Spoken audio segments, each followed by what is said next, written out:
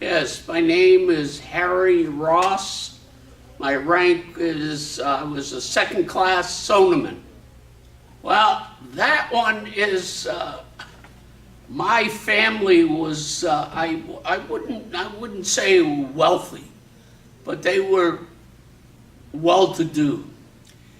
And every summer we used to stay at summer resorts.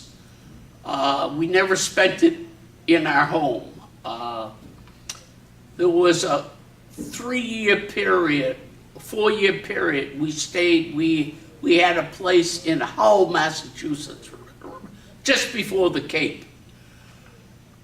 And there was a gentleman that lived next door, and he worked for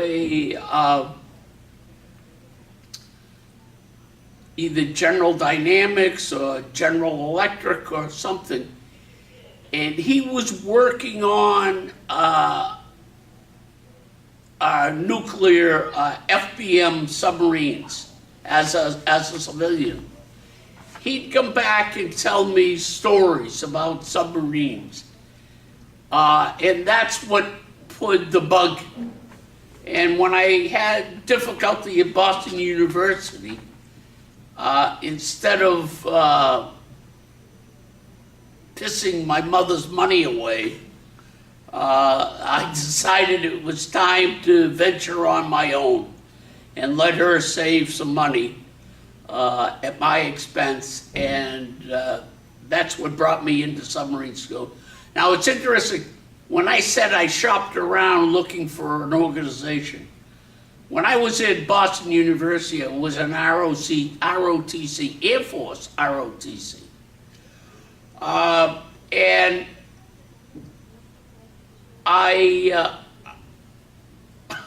it's strange because I wanted ROTC because I wanted to fly, thinking that was for me. But I realized up in the air I was scared of heights. So, you know, we'd go out and back in those days, the test plane that they would give us out of, I can't remember the Air Force base in Massachusetts, but we'd fly a DC-3. That was a plane that they'd give us. You know, I'd get off the plane, I'd be shaking like a leaf. So I would have thought that would have been duty for me. However, now, you know, maybe I could have done helicopter duty or something. There's no question that if I didn't have it to do over again, you know, there are the Navy or the military service has so many job opportunities, and obviously when they test you,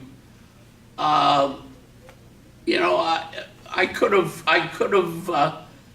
One thing that I forgot to mention, I could have gone to officer school, but I wasn't quite ready. I